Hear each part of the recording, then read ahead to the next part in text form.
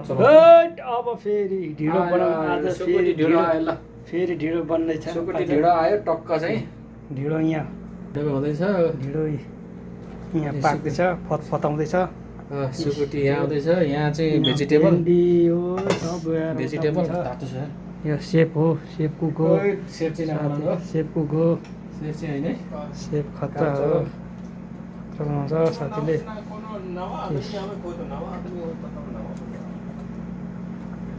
यहाँ भन्छ अब फेरि तयारी भइरहेछ यो ढिँडो फिट्नुलाई चाहिँ फेरि यहाँ हाम्रो मिसिन गन यहाँ मिसिन यो हो हाम्रो मिसिन गन हेर्नु। यसले चाहिँ अनि अलि हल्ले खाते के हलेछन् यो अलि फिट भयो। अब ढिँडो यसो ढिँडो हल्का आमाहरूले चाहिँ सिकाउनु भएको क्या यसरी गरेर पुर्खौलीले मानिआएको चलन चल्ती र त्यो गरेर अब तरिका र डह्रो हुने हो के हो यार यस्तै होस्। यो हुँदैन भाइ हो तपाईँ हुन्छ आज फेरि बन्दैछ। यसले गनले चाहिँ टक्क ढिँडो बनाइदिन्छ। अब चाहिँ नेपालले चाहिँ पक्रेछ, मैले चाहिँ टक्क गरेर यहाँ बन्दैछ। सिधा लगाए सिधा भन्नु पर्यो।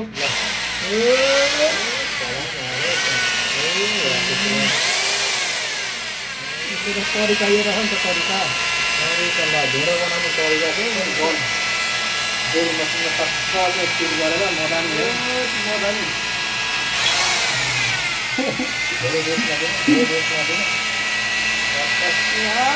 ढिँडो यस्तो मजाको ढिँडो सुगर सुकुटी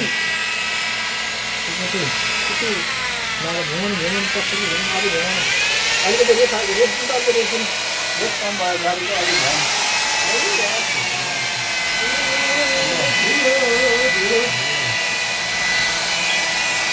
ढिँडो बनाउनुको चाहिँ आरो पार्ने हुँदैन होइन।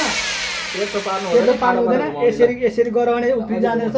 यसरी गऱ्यो भने चाहिँ टक्क पनि हुने त्यसरी है होइन। तरिका चाहिँ आयो है तरिका अब ढिँडो खाने तरिकाले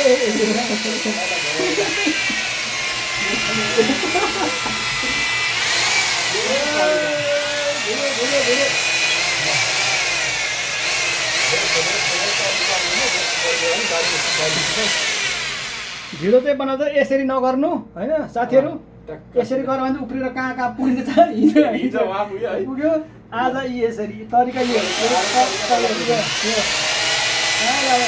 यसले त मुल पार्नु नि हुन्छ हो मजाले सबै मुल पार्ने अनि गाँड घोल्ने यसले मजाले हुन्छ यसरी गरेर लाइन उधर करके आया है भाइयों बहनों। गाँड मिच्ने भन्दा यसरी पारेर घोल्यो भयो नि त भयो नलाग्यो